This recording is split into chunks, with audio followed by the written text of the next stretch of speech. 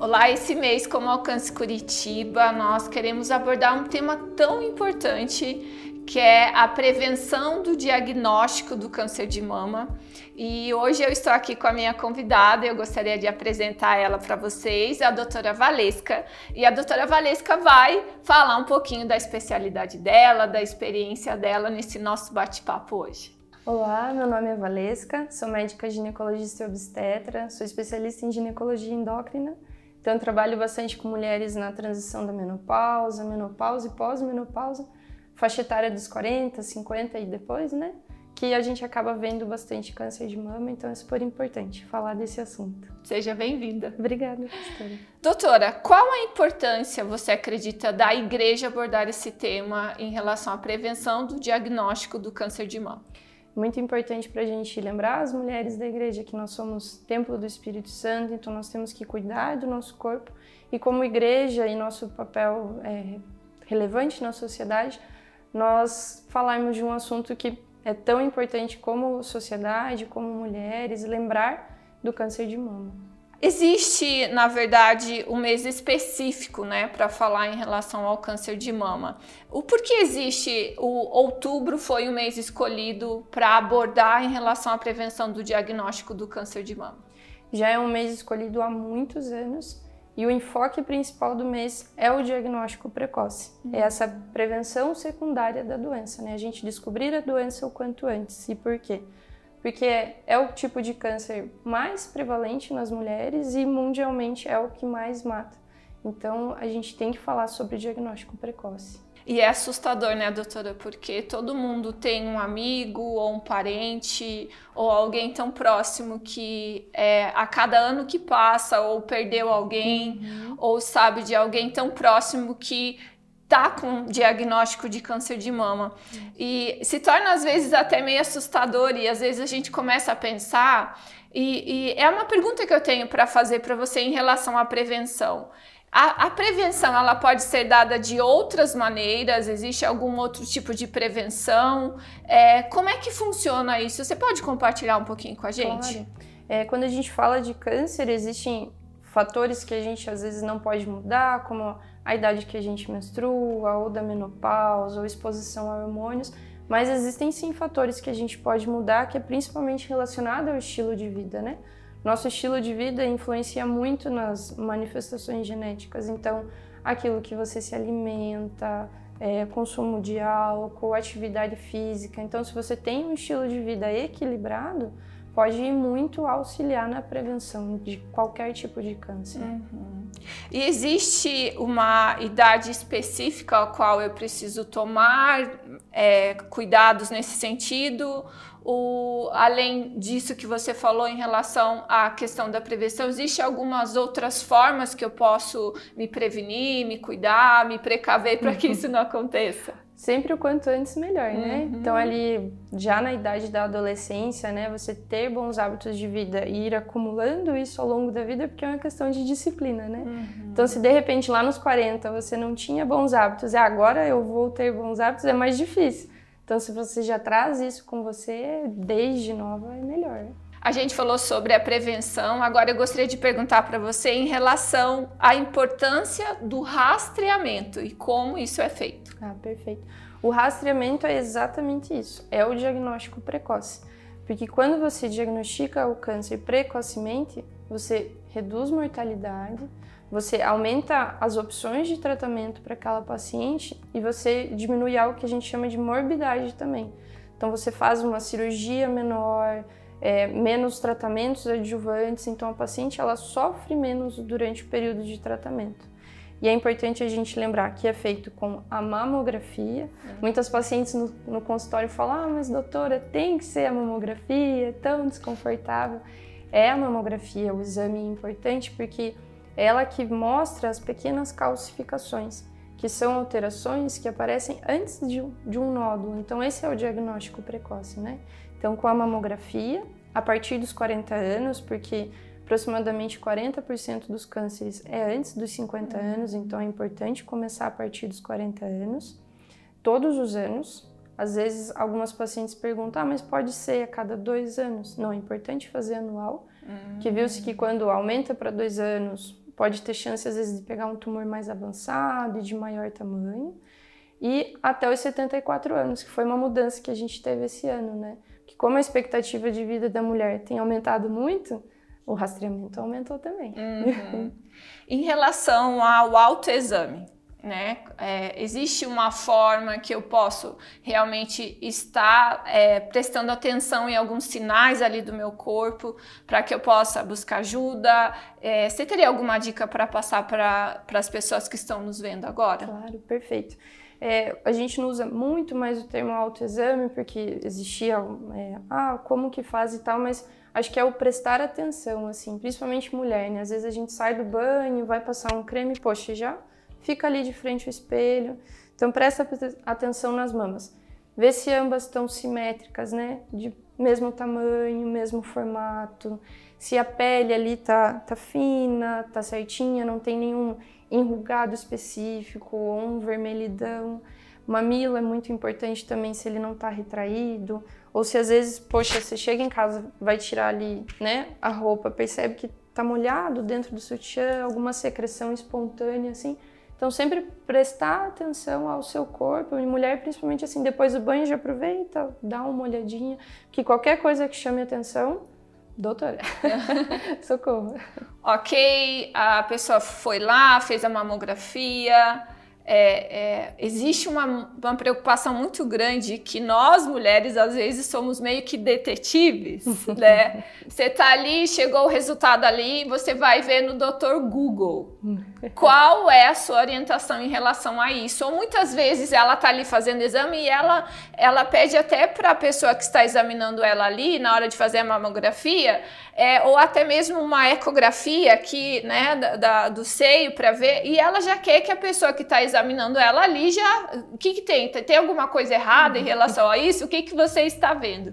Qual seria a sua orientação? Porque muitas vezes as pessoas entram ali no Dr. Google e muitas vezes elas tiram um diagnóstico em relação a algo que às vezes não é totalmente aquilo. Então, qual que seria a sua orientação em relação a isso? Ou até mesmo uma pessoa que ela acabou de descobrir um diagnóstico positivo, né, de um câncer de mama. Mulheres que investigam, assim, muitas mulheres às vezes chegam com o envelope fechado, né, porque, eu não queria nem olhar de medo. Mas é importante, assim, mulheres que, né, abrem, têm essa curiosidade, não é ruim, porque quer dizer que ela está preocupada com o próprio corpo. Mas, viu no Google alguma coisa, tira dúvida com o médico, né? Tira dúvida com uma fonte correta. Porque a mamografia, ela vem em classificações que a gente chama de BIRADS, né? Que pode ser de 0 a 6. E 0 é quando precisa de alguma complementação, até 3 é benigno, a partir de 4 já começa a ficar suspeito. 5 e 6, daí a gente já tem ali a certeza da malignidade. E a partir de ali que a gente precisa ter uma conversa bem certinha, né? Então, quando essas mulheres têm esse diagnóstico positivo, ela vai ser encaminhada para um especialista, ou um mastologista, um cirurgião oncológico. E o primeiro passo vai ser estadiar, classificar essa lesão, né? Todo câncer a gente usa a classificação TNM, que a gente precisa saber o tamanho, se existe algum linfonodo positivo, se existe alguma metástase, que todo o tratamento vai ser guiado por essa primeira classificação. Então ela precisa, né, sentar, a gente conversar, colocar bem para ela o panorama, total sinceridade, né? Nunca esconder nada da paciente, porque para ela é tudo mais importante, né? Então tem que ser tudo bem explicado. O que é a mastectomia preventiva ou redutora de risco? O que seria esse nomezinho meio diferente aqui? A mastectomia preventiva é uma cirurgia de retirada de mama que a gente pode fazer de duas maneiras. Ou pacientes que retiraram a mama já por um tumor e a gente retira outra mama que não tem, mas por uma prevenção, para daqui a anos não aparecer naquela mama contralateral, que a gente chama. Ou mulheres que, em algum caso da família, né, mãe, irmã ou filha, teve câncer de mama. Essas mulheres eram positivas para alguma mutação genética, ou ela pesquisou nela e também é positiva.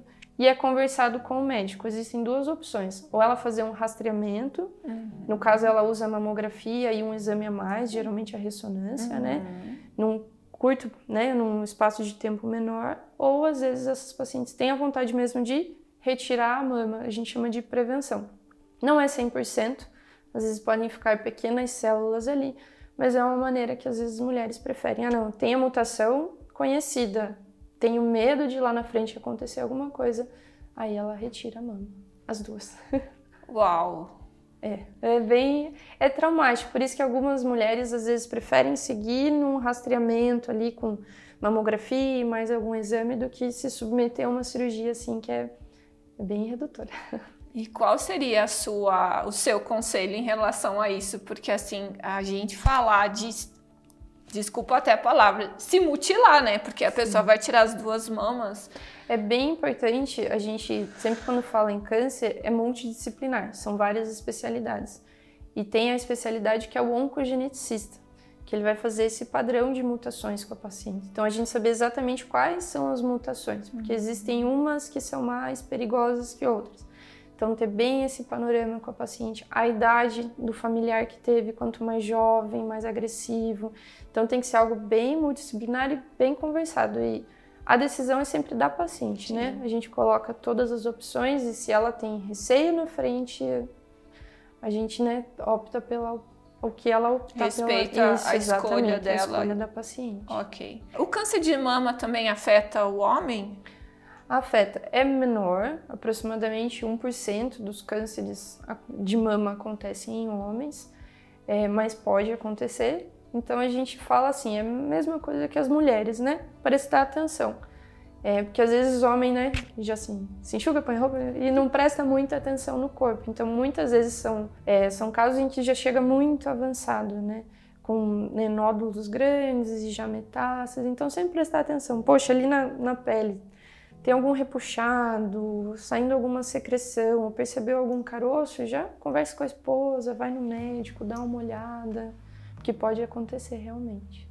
Qual seria a sua orientação? Porque a gente sabe que normalmente eu tive 3 filhos homens e quando eles passam dessa transição ali de criança para adolescência, digamos assim, alguns eles começam a ficar com o mamilo um pouco inchadinho. Ele fica um pouco mais protruso, assim, como que é o nome? A gente fala protruso, né? Protruso, aprendi mais uma palavra.